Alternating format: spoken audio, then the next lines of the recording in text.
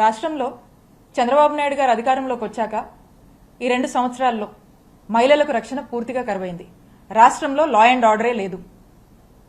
చంద్రబాబు నాయుడు గారు అధికారంలోకి వచ్చాక మహిళల విషయంలో ఏం జరిగిందని గనుక మనం ఒకసారి చూస్తే రాష్ట్ర వ్యాప్తంగా కూడా మహిళలకు సంబంధించి మహిళల మీద దాడులు పెరిగాయి, మహిళల హత్యలు పెరిగాయి, మహిళల మీద అఘాయిత్యాలు పెరిగాయి. ఇవన్నీ తట్టుకోలేక మహిళల యొక్క ఆత్మహత్యలు పెరిగాయి.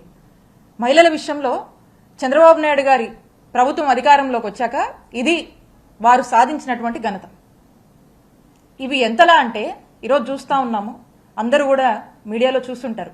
మా పల్నాడు జిల్లా మాచర్ల నియోజకవర్గంలో ఒక గవర్నమెంట్ ఎంప్లాయీ మహిళ తన తలుపు కొట్టి తన ఇంటి మీదకి వెళ్లి మరి తన మీద ఏ విధంగా అఘాయిత్యం చేశారో మనమంతా కూడా చదివాం.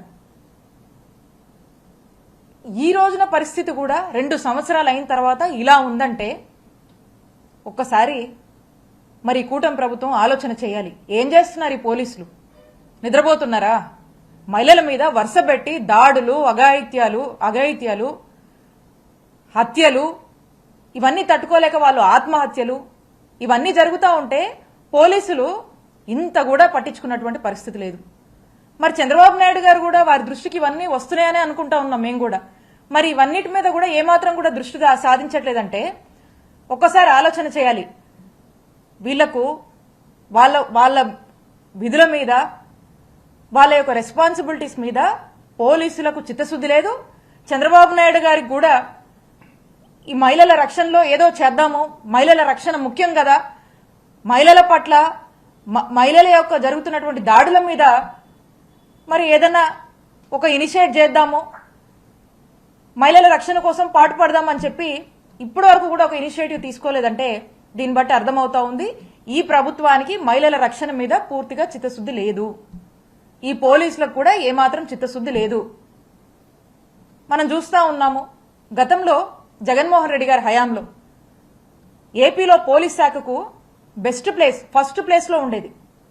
100కి పైగా కూడా అవార్డ్స్ వచ్చాయి ఏపీ పోలీసుకి అప్పుడు జగన్మోహన్ రెడ్డి గారి ప్రభుత్వంలో.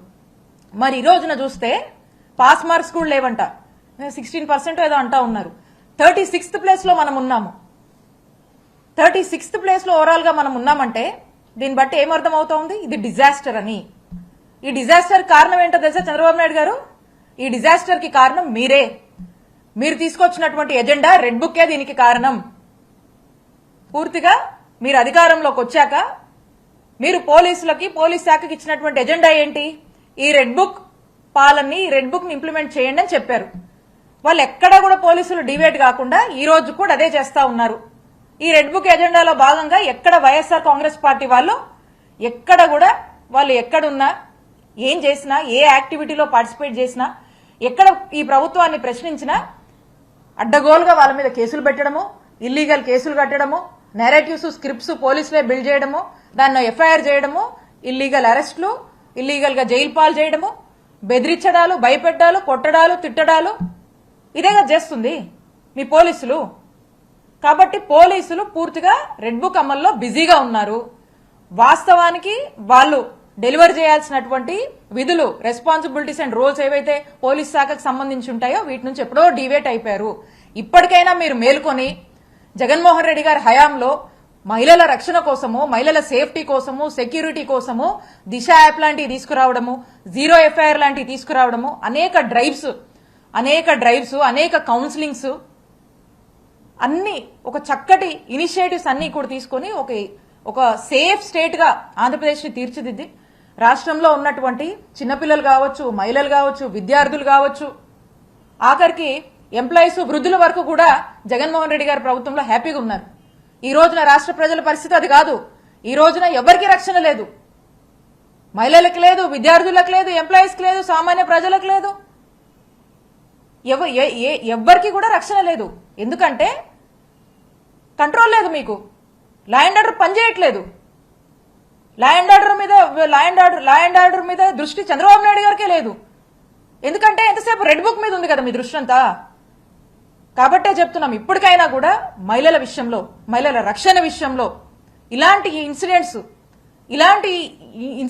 ఇలాంటి సంఘటనలు చోటు చేసుకోకుండా ఇప్పటికైనా ఒక కంట్రోల్ తీసుకోవాలంటే ఇప్పటికైనా మీ రెడ్ బుక్ ఎజెండా అనేది పోలీస్ శాఖలో మార్చి పోలీస్ కి సంబంధించినటువంటి అసలైన విధుల్లోకి వాళ్ళని ఆ విధులు అమలు చేసేలాగా అంబేద్కర్ గారి రాజ్యాంగాన్ని అమలు చేశాం కాబట్టి జగన్మోహన్ రెడ్డి గారి హయాంలో ఏపీలో పోలీస్ శాఖ ఫస్ట్ ప్లేస్ లో ఉంది, బెస్ట్ ప్లేస్ లో ఉంది. ఈ రోజున ఈ రెడ్ బుక్ రాజ్యాంగాన్ని అమలు చేస్తున్నారు కాబట్టి చంద్రబాబు నాయుడు గారు ఈ రోజున ఏపీ పోలీస్ శాఖ పరిస్థితి 36వ ప్లేస్, పాస్ మార్క్స్ కూడా లేవు, ఫెయిల్. మేము ఒక్కటే డిమాండ్ చేస్తా ఉన్నాము, చంద్రబాబు నాయుడు గారు మీరు అధికారంలోకి రావడానికి ఎన్నికల ముందు జగన్మోహన్ రెడ్డి గారు చక్కటి పాలన, గొప్ప ఇనిషియేటివ్స్ తీసుకువచ్చి ఈ ఇనిషియేటివ్స్ ని చక్కగా అమలు చేస్తే మీరు ఏం పేర్లు పెట్టారు అప్పుడు? చంద్రబాబు నాయుడు గారు ఎలక్షన్స్ ముందు ఉమెన్ ట్రాఫికింగ్ అన్నారు, మిస్సింగ్ అన్నారు, ఇంకా రకరకాల పేర్లు పెట్టి రకరకాలుగా మాట్లాడారు. మరి ఆ మాటలన్నీ ఏమయ్యాయి? 2 ఏళ్ళు అయింది కదా. మరి దాని మీద ఏమి రిపోర్ట్ తీసుకొచ్చారు? దాని మీద మీరు ఏం ఫైండ్ అవుట్ చేశారు? మరి ఈ రోజున జరుగుతున్న ఈ వరుస ఎపిసోడ్స్ ని కంట్రోల్ చేయడానికి ఏం చేశారు? మీరు ఏం ఇనిషియేటివ్స్ తెచ్చారు? ఎక్కడ చూడండి విచ్చలవిడిగా బెల్ట్ షాపులు, ఎక్కడ చూడండి మందు షాపులు, విపరీతమైనటువంటి గాంజా, డ్రగ్స్ అన్ని కూడా ఈరోజు విచ్చలవిడిగా అందుబాటులో ఉన్నాయి. వీటిని కంట్రోల్ చేసే మెకానిజమ్స్ ఏమీ లేవు కాబట్టి క్రైమ్ విపరీతంగా పెరిగిపోతుంది. అది మహిళల మీద ఈ విధంగా ఇంపాక్ట్ అవుతుంది. కాబట్టి ఇప్పటికైనా ఈ సిచ్యువేషన్ మీద, మహిళల రక్షణ మీద దృష్టి సారించి ఈ సిచ్యువేషన్ కు ఒక కంట్రోల్ తీసుకురండి. పోలీసుల యొక్క విధులు చేసుకోమని మీరు దయచేసి ఇన్స్ట్రక్షన్స్ ఇవ్వండి. మహిళల రక్షణ కోసం ఇప్పటికైనా పనిచేయండి. ఇంకో మహిళకి ఇలాంటి పరిస్థితి రాకుండా కాపాడండి చంద్రబాబు నాయుడు గారని మేము డిమాండ్ చేస్తా ఉన్నాం.